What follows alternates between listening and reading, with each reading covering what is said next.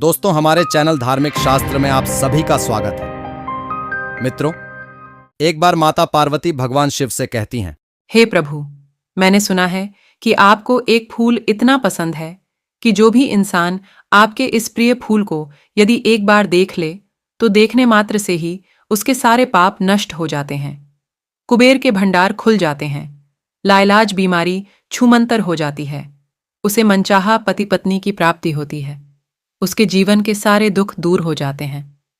मगर प्रभु, मैं जानना चाहती हूं कि आखिरकार वह फूल कौन सा है। फिर माता पार्वती की बात को सुनकर भगवान शिव कहते हैं, हे पार्वती, मैं तुम्हें तुम्हारे प्रश्न का उत्तर देने से पहले एक छोटी सी कहानी सुनाता हूं। यदि तुमने इस कहानी को ठीक से सुना तो निश्चित ही तुम्हें तुम्हारे प्रश्न का उत्तर मिल जाएगा। तो माता पार्वती कहती हैं, हे प्रभु, ठीक है, आप कहानी शुरू कीजिए। मैं कहानी को पूरा और मन से सुनूंगी। तो मित्रों, इससे पहले कि आप इस कहानी में खो जाएं, मेरा आप सभी से अनुरोध है कि इस वीडियो को एक लाइक और शेयर करें, चैनल को सब्सक्राइब कर लें और कमेंट में हर हर महादेव लिखना ना भूलें। तो आइए कहानी शुरू करते हैं। मित्रों, भगवान शिव कहते हैं, हे पार्वती, बहुत समय पहले की बात है। परी लोक की कुछ परियां अक्सर धरती पर आती थीं। यहां दिन भर विचरण करती थीं और रात का अंधेरा होने से पहले वह वापस चली जाती थी। उन परियों को धरती की स्वच्छ और चंचल पानी की नदियां, झरने, बड़े बड़े तालाब और ऊंचे ऊंचे पर्वत बहुत ही अच्छे लगते थे। परियां हमेशा जंगलों में ऐसे स्थान पर आती थीं जहां दूर दूर तक कोई इंसान ना हो। परियां इंसान से बहुत डरती थीं और यदि उन्हें कोई इंसान दिखाई पड़ जाता था तो वे उसके पास आने के पहले ही उड़ जाती थीं और वो स्थान छोड़ देती थी। इसके बाद वह किसी नए स्थान की खोज करती थी और फिर वहां पर आना आरंभ कर देती थी। वहीं परियों को धरती पर अनेक बार कई मुसीबतों का सामना भी करना पड़ा, लेकिन उन्हें धरती इतनी अच्छी लगती थी कि वे धरती पर आने का मोह नहीं छोड़ पाती थी और जब भी उन्हें अवसर मिलता था तो वे धरती पर अवश्य आती थीं। भगवान शिव कहते हैं, हे पार्वती, परिलोक की परियां तो धरती पर प्रायः आती रहती थीं, किंतु परियों की रानी धरती पर कभी नहीं आई थी। उसने अपनी बेटी को भी धरती पर कभी नहीं आने दिया था। वहीं रानी परी ने अपनी मां से सुन रखा था कि धरती बहुत ही सुंदर है, किंतु धरती पर खतरे भी कम नहीं है। इसलिए उसने निश्चय कर लिया था कि वह धरती पर कभी नहीं जाएगी। लेकिन परियों की राजकुमारी अर्थात रानी परी की बेटी छोटी थी। वह अपने साथ की बड़ी परियों से हमेशा धरती की सुंदरता और धरती के लोगों के किस्से कहानियां सुना करती थीं। उसे उसके साथ की परियां प्रायः बताती रहती थीं कि वह धरती की नदियों, झीलों, तालाबों में खूब नहाती और तरह तरह की जल क्रीड़ाएं करती है। साथ ही बताती थीं कि धरती पर बड़े बड़े सुंदर वृक्ष है जिन पर तरह तरह के रंग बिरंगे फूल खिलते हैं और मीठे मीठे फल लगते हैं। वहीं परियां आगे बताती थीं कि वह फूल तोड़कर उनकी मालाएं बनाती हैं और फल खाती हैं। फिर एक बार परियों ने फूलों की मालाएं बनाईं और परिलोक में जाकर रानी परी की बेटी राजकुमारी को भेंट की। वहीं परियों की राजकुमारी जैसे जैसे बड़ी होती गई, उसकी धरती पर जाने की इच्छा बढ़ती गई, क्योंकि वह धरती पर आकर यहाँ के पहाड़, नदियां, झीलें, तालाब, झरने, पेड़ पौधे, फल फूल, जंगली जीव जंतु, पशु पक्षी आदि को देखना चाहती थी और अन्य परियों के समान इनका आनंद लेना चाहती थी। वहीं उसकी मां रानी परी को अपनी बेटी की इस इच्छा के बारे में जब मालूम हुआ तो वह बहुत नाराज हुई और उसने धरती पर जाने वाली परियों का अपनी बेटी से मिलना पूरी तरह से बंद करा दिया। वहीं धीरे धीरे काफी समय बीत गया। परियों की राजकुमारी अब अपनी मां रानी परी के जैसी दिखाई देने लगी थी। वह बहुत ही सुंदर थी। उसका गोरा रंग और सुनहरे बाल साफ बताते थे कि वह परियों की राजकुमारी है। वहीं परियों की राजकुमारी कुछ समय तक तो रानी परी की कैद में अकेली रही, लेकिन जब उससे यह सहन नहीं हुआ तो उसने चुपचाप महल से बाहर निकलना और धरती पर जाने वाली परियों से मिलना आरंभ कर दिया। परियों की राजकुमारी अन्य परियों से इस तरह मिलती थी कि रानी परी को पता भी नहीं चलता था। भगवान शिव कहते हैं, हे पार्वती, फिर एक बार परियों की राजकुमारी ने अपने साथ की परियों से धरती पर उसे ले चलने का आग्रह किया, लेकिन सभी परियों ने उसकी मां रानी परी के क्रोध से परियों की राजकुमारी को साथ ले चलने से मना कर दिया और कहा, हे राजकुमारी, यदि तुम्हारी मां रानी परी को यह बात मालूम पड़ेगी कि हम लोग तुम्हें अपने साथ लेकर धरती पर गए हैं तो वह हमसे बहुत नाराज होगी। परियों की राजकुमारी भी बहुत ही जिद्दी थी।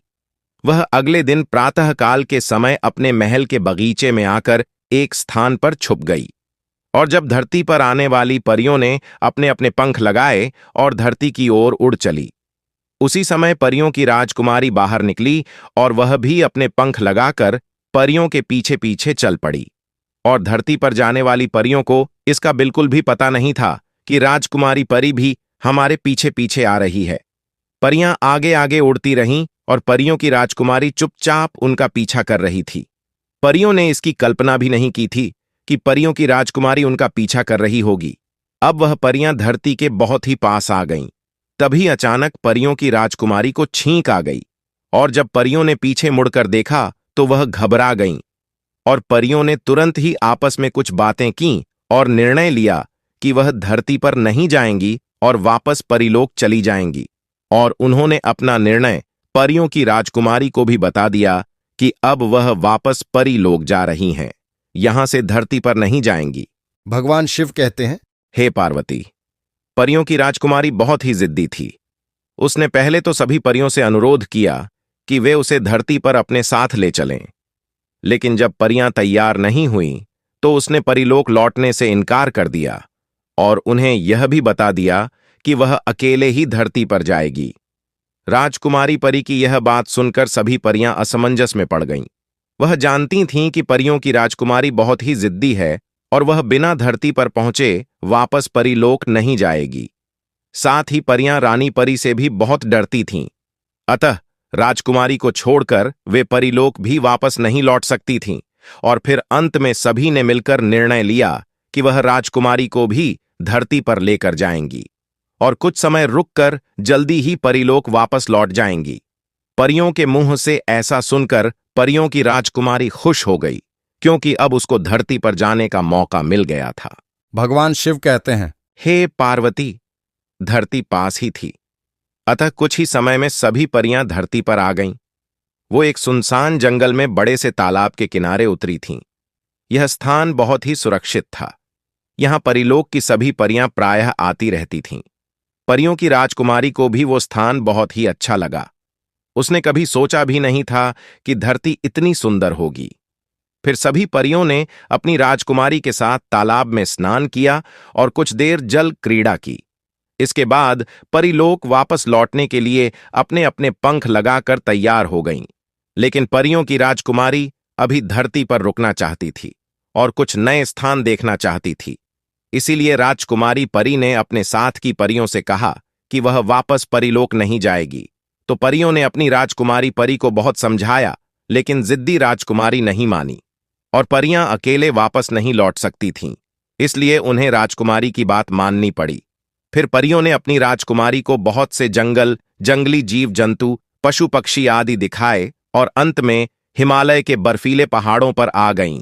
परियों की राजकुमारी को बर्फ से ढके ऊंचे ऊंचे पहाड़ बहुत ही अच्छे लगे। उसका मन हो रहा था कि वह परीलोक नहीं लौटे और यहीं धरती पर रह जाए। परियों की राजकुमारी ने अपने मन की बात अपने साथ आईं। परियों से कहीं तो कुछ परियां नाराज हो गईं और कुछ उसे समझाने लगीं। परियां अपनी राजकुमारी को यह समझाने का प्रयास कर रही थीं कि यह धरती उतनी सुंदर नहीं है जितनी सुंदर वह समझ रही है। इस धरती पर बाघ, शेर, चीता और तेंदुआ जैसे हिंसक जीव, बड़े बड़े राक्षस और देव दानव भी रहते हैं जो बड़े खूंखार और खतरनाक होते हैं। इसलिए तुम्हें वापस परीलोक लौट चलना चाहिए।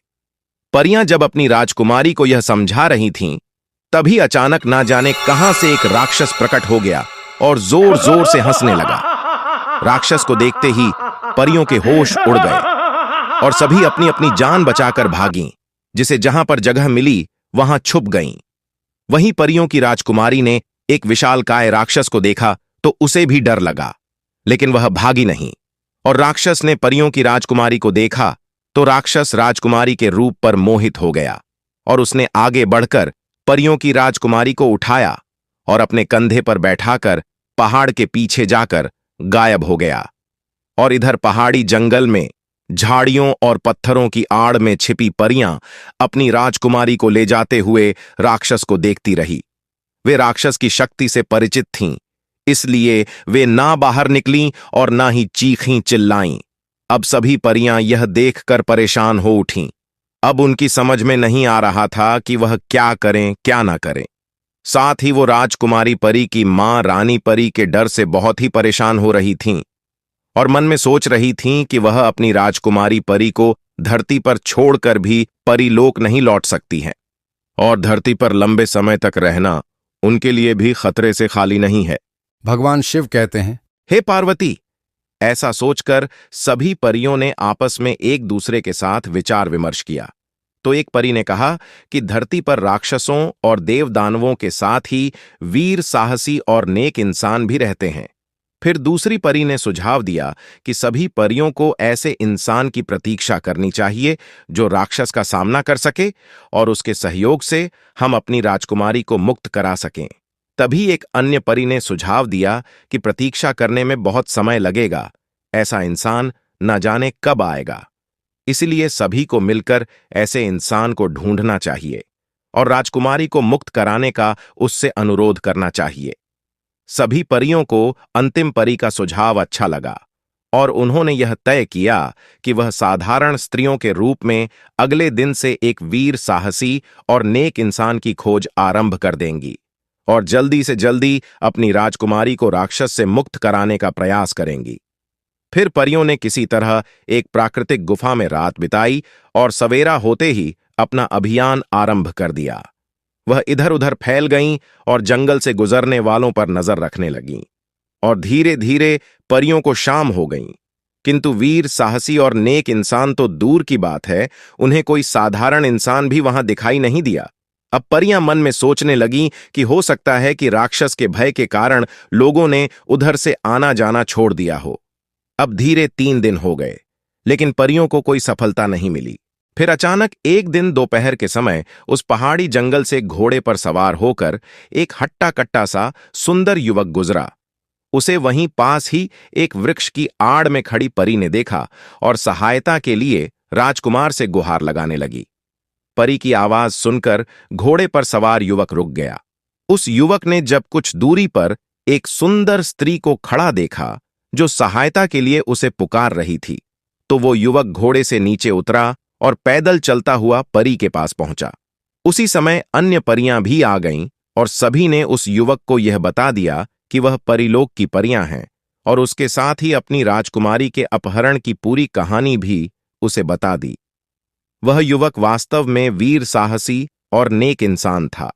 उसने परियों को बताया कि वह इस राज्य का राजकुमार है और उनकी सहायता अवश्य करेगा। राजकुमार की बात को सुनकर परियों को थोड़ी बहुत राहत मिली। भगवान शिव कहते हैं, हे पार्वती, राजकुमार अपने राज्य के सभी क्षेत्रों से अच्छी तरह परिचित था। उसे राक्षस की पूरी जानकारी थी और यह भी मालूम था कि राक्षस कहाँ रहता है। राजकुमार ने परियों को आश्वासन दिया कि मैं उनकी राजकुमारी को दानव से मुक्त कराने का पूरा प्रयास करूंगा। और फिर ऐसा कहकर राजकुमार अपने घोड़े पर सवार हुआ और आगे बढ़ गया। राजकुमार ऊंची ऊंची असमतल पहाड़ी चट्टानों पर चढ़ा और तेजी से अपना घोड़ा दौड़ाता रहा। कुछ समय के बाद वो एक बड़ी नदी के पास आ पहुंचा और नदी के पास आकर वह देखता है कि नदी के किनारे अनेक बड़ी बड़ी गुफाएं हैं। भगवान शिव कहते हैं, हे पार्वती, फिर राजकुमार ने अपनी तलवार निकाली और एक गुफा के सामने आकर खड़ा हो गया। यह गुफा एक राक्षस की थी। गुफा के द्वार पर एक भारी पत्थर अड़ा हुआ था। गुफा के द्वार पर पत्थर अड़ा होने की वजह से राजकुमार समझ गया कि इस समय पर राक्षस अपनी गुफा में नहीं है। यदि यह अपनी गुफा में होता तो गुफा के बाहर पत्थर नहीं होता। फिर राजकुमार ने अपनी तलवार पास की एक चट्टान पर रखी और पत्थर हटाने का प्रयास करने लगा। पत्थर बहुत ही भारी था, वह टस से मस नहीं हो रहा था। राजकुमार बहुत देर तक पत्थर हटाने का प्रयास करता रहा और फिर अंत में उसे सफलता मिली और पत्थर इतना खिसक गया कि गुफा के द्वार पर एक व्यक्ति के निकल जाने योग्य जगह बन गई। राजकुमार ने अपनी तलवार चट्टान से उठाई और पूरी सावधानी के साथ गुफा के भीतर आ गया। भगवान शिव कहते हैं, हे पार्वती, शाम होने में अभी कुछ समय बाकी था। गुफा के भीतर इतना प्रकाश आ रहा था कि भीतर की सभी चीजें धुंधली धुंधली दिखाई दे रही थीं। राजकुमार ने आंखें फाड़ फाड़ कर गुफा के भीतर नजरें दौड़ाईं, तो राजकुमार को गुफा के अंदर जीव जंतुओं के अस्थि पिंजरों के अलावा कुछ भी दिखाई नहीं दे रहा था। तो राजकुमार को लगा कि हो सकता है कि दानव परियों की राजकुमारी को मारकर खा गया होगा। तभी अचानक राजकुमार के कानों में किसी स्त्री के सिसकने की आवाज आई। फिर राजकुमार सावधान हो गया और धीरे धीरे आवाज की ओर बढ़ा तो गुफा के अंदर अंधेरे कोने में खड़ी एक स्त्री सिसक रही थी। राजकुमार ने अनुमान लगाया कि यही परियों की राजकुमारी है, और फिर राजकुमार ने परियों की राजकुमारी को जल्दी से अपना परिचय दिया और उसका हाथ पकड़कर बाहर आ गया। राक्षस के अत्याचारों के कारण परियों की राजकुमारी का रंग पीला पड़ गया था और वो मुरझा गई थी, किंतु इससे उसकी सुंदरता में कोई कमी नहीं आई थी। राजकुमार ने परियों की राजकुमारी को देखा तो उसके रूप पर मोहित हो गया। परियों की राजकुमारी थोड़ी घबराई हुई थी। परियों की राजकुमारी को उस समय वह राजकुमार एक देवदूत जैसा लग रहा था। जहां राजकुमार परियों की राजकुमारी के ऊपर मोहित हो गया था, वहीं परियों की राजकुमारी भी मन ही मन उस राजकुमार को चाहने लगी थी। हे पार्वती, राजकुमार परियों की राजकुमारी को लेकर गुफा से बाहर तो आ गया, लेकिन राजकुमार जानता था कि यह स्थान सुरक्षित नहीं है। यहां पर राक्षस कभी भी वापस आ सकता है और उन दोनों के लिए मुसीबतें खड़ी कर सकता है। इसलिए राजकुमार ने परियों की राजकुमारी को घोड़े पर बैठाया और स्वयं भी घोड़े पर सवार हो गया। राजकुमार का घोड़ा अभी 2-4 कदम भी आगे नहीं बढ़ा था कि ना जाने कहां से वो राक्षस उनके सामने प्रकट हो गया। भगवान शिव कहते हैं, हे पार्वती, परियों की राजकुमारी ने जब राक्षस को देखा तो वो भय से अचेत हो गई। वह राक्षस घोड़े के सामने सीना ताने हुए उसका रास्ता रोके खड़ा था। राजकुमार वीर और साहसी था। वो घोड़े से नीचे उतरा और उसने परियों की राजकुमारी को सहारा देकर नीचे उतारा और उसे एक स्थान पर लिटा दिया और तलवार लेकर राक्षस के सामने आ गया। राक्षस ने राजकुमार को इस रूप में देखा तो जोर से हंसने लगा। उसने राजकुमार को ऊंची आवाज में चेतावनी दी कि यदि वह उससे युद्ध करेगा तो बिना मौत मारा जाएगा, इसलिए वह इस राजकुमारी परी को छोड़ दे। और राक्षस ने राजकुमार को यह भी समझाया कि वह असीम शक्तिशाली दानव है, कोई उससे जीत नहीं सकता। राक्षस की बात को सुनकर राजकुमार ने राक्षस की बात का कोई उत्तर नहीं दिया और वह मुस्कुराता रहा। राजकुमार की मुस्कुराहट ने राक्षस का क्रोध और बढ़ा दिया और फिर उसने अपना दाहिना हाथ बढ़ाकर राजकुमार को पकड़ने की कोशिश की। इधर राजकुमार सावधान था और फिर राजकुमार ने नीचे झुककर तलवार से राक्षस के हाथ पर प्रहार कर दिया। राजकुमार का निशाना अचूक था, इसलिए अगले ही क्षण राक्षस का दाहिना हाथ कटकर जमीन पर गिर पड़ा। हाथ कटते ही राक्षस का क्रोध 7वें आसमान पर पहुंच गया और उसने चीखते हुए वाइयां हाथ राजकुमार को पकड़ने के लिए बढ़ाया तो राजकुमार ने अपनी तलवार से राक्षस का बायां हाथ भी काट डाला। उसी समय एक चमत्कार हुआ और दानव का दाहिना हाथ हवा में लहराया और उसके शरीर से जुड़ गया। हाथ जुड़ते ही राक्षस जोर जोर से हंसने लगा। भगवान शिव कहते हैं, हे पार्वती, इस प्रकार राजकुमार परेशान हो उठा। उसे लगा कि इस मायावी राक्षस से निपटना इतना आसान नहीं है जितना वह समझ रहा था। फिर भी राजकुमार ने हिम्मत से काम लिया और वह राक्षस के आगे बढ़ने वाले हाथों को काटता रहा। इधर राजकुमार राक्षस के हाथों को काटता रहा, उधर उस राक्षस के कटे हुए हाथ वापस उसके शरीर में जुड़ते रहे। इस प्रकार राक्षस और राजकुमार के बीच में झगड़ा होते होते आधी रात का समय हो गया। वह राक्षस मायावी था, इसलिए राजकुमार का जीतना मुश्किल था। अब राजकुमार करे तो क्या करे, उसकी समझ में कुछ भी नहीं आ रहा था। वहीं एक पेड़ पर एक चिड़िया बैठी थी जो शिव भक्त थी, यानी मेरी भक्त थी। उस चिड़िया ने सोचा कि राजकुमार और राजकुमारी परी एक दूसरे से बहुत प्यार करते हैं। यदि इस राक्षस के द्वारा राजकुमार मारा गया तो इनके प्रेम का अंत हो जाएगा और राजकुमारी परी भी जीवित नहीं रह पाएगी, क्योंकि यह एक दूसरे से बहुत प्यार करने लगे हैं। बस ऐसा सोचकर चिड़िया ने राजकुमार से कहा, यदि तुम अपनी और अपनी राजकुमारी परी की जान बचाना चाहते हो तो देखो, तुम्हारे सामने ब्रह्म कमल का फूल खिल रहा है। उसे तोड़कर मिट्टी के शिवलिंग बनाकर चढ़ा दो, सब मुसीबत टल जाएगी। राजकुमार ने चिड़िया की बात मानकर ब्रह्म कमल को शिवलिंग बनाकर जैसे ही चढ़ाया और कहा, प्रभु हमारी रक्षा करो। फिर तो तुरंत ही एक आवाज आई कि इस राक्षस की जान तोते में है और तोता गुफा के अंदर पिंजरे में बंद है। जैसे ही राजकुमार को राक्षस की जान के बारे में पता चल गया कि इसका अंत कैसे हो सकता है, तो राजकुमार उस तोते को पकड़ने के लिए तुरंत ही गुफा के अंदर भागा। और राक्षस ने जब देखा कि राजकुमार तोते को लेने के लिए भाग रहा है, तो उसने परियों की राजकुमारी को छोड़ दिया और राजकुमार के पीछे पीछे वह गुफा की ओर भागने लगा। लेकिन इससे पहले कि राक्षस राजकुमार को पकड़ पाता, राजकुमार ने पिंजरा खोलकर तोते की गर्दन मरोड़ दी और तोते के मरते ही राक्षस जमीन पर गिरकर तड़पने लगा और कुछ ही क्षणों में मर गया। इसी बीच परियों की राजकुमारी को होश आ गया और वह भी गुफा के भीतर आ गई। राजकुमार ने परियों की राजकुमारी का हाथ पकड़कर उसे घोड़े पर बैठाया और उसकी साथ की परियों की ओर जाने लगा, जो अपनी राजकुमारी परी की प्रतीक्षा कर रही थी। राजकुमार जिस समय परियों के मिलने वाले स्थान पर पहुंचा तो सुबह का पहर होने वाला था। उसने इधर उधर देखा, लेकिन उसे कहीं भी कोई परी दिखाई नहीं दी। राजकुमार को बड़ा ही आश्चर्य हुआ और फिर अचानक राजकुमार के कानों में घोड़ों के हिनहिनाने की आवाज पड़ी और उसी समय कुछ घुड़सवार सैनिक उसके सामने आए और अपने अपने घोड़े से नीचे उतरे और सिर झुकाकर खड़े हो गए। भगवान शिव कहते हैं, हे पार्वती, ये जितने भी घुड़सवार थे, ये कोई और नहीं, ये सभी राजकुमार के सैनिक थे, जो राजकुमार के महल में वापस ना लौटने के कारण उनकी खोज में निकले थे। और उनको रास्ते में परियां मिली थीं, जिन सभी परियों को उन सैनिकों ने बंदी बना लिया था। फिर राजकुमार की आज्ञा से सैनिकों ने सभी परियों को मुक्त कर दिया और फिर राजकुमार और राजकुमारी परी ने ब्रह्म कमल वाली बात जब और परियों को बताई, तो सभी परियां, राजकुमार और सैनिक वापस ब्रह्म कमल के दर्शन करने के लिए आए। और फिर उन्होंने अपने अपने धनवान होने की, जो बीमारी से ग्रसित थे स्वस्थ होने की, मनचाहा पति पत्नी पाने की, जीवन के दुख दूर होने की जो भी प्रार्थना की थी, वो सबकी पूरी हुई।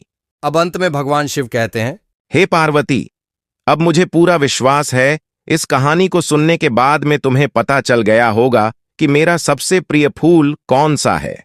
और उस ब्रह्म कमल फूल को जो भी स्त्री या पुरुष मुझ पर चढ़ाते हैं, उनकी मनोकामना पूरी हो जाती है। उनके लिए कुबेर के भंडार खुल जाते हैं, लाइलाज बीमारी छूमंतर हो जाती है, मनचाहा पति या पत्नी मिलते हैं, और इतना ही नहीं, उनको देखते ही जीवन के सारे पाप नष्ट हो जाते हैं। और जो भी इंसान अपने घर में ब्रह्म कमल को उगाता है, उसके घर में हमेशा सुख समृद्धि बनी रहती है। मेरी कृपा हमेशा ऐसे स्त्री या पुरुष पर बनी रहती है और उनके जीवन में कभी कोई कष्ट नहीं आता। अब माता पार्वती कहती हैं, हे प्रभु, वास्तव में जो भी स्त्री अपने पति से दुखी है या जो भी पति अपनी स्त्री से दुखी है, जिसके जीवन में बहुत गरीबी है, जिनके जीवन में बहुत ज्यादा दुख भरे हुए हैं, संतान की प्राप्ति नहीं होती है, रोग से ग्रसित है, जीवन में किसी भी प्रकार का यदि किसी स्त्री या पुरुष को कष्ट है, तो मैं सिर्फ इतना ही कहना चाहूंगी कि वह ब्रह्म कमल फूल को मेरे स्वामी को अर्पित करें और अपने जीवन को सुखपूर्वक जिएं। तो मित्रों, यदि आपको वीडियो पसंद आई हो तो प्लीज कमेंट में हर हर महादेव जरूर लिखें। साथ ही हमारे चैनल को सब्सक्राइब करें और भगवान शिव और पार्वती के लिए एक लाइक और शेयर करना ना भूलें। आप सभी का बहुत बहुत धन्यवाद।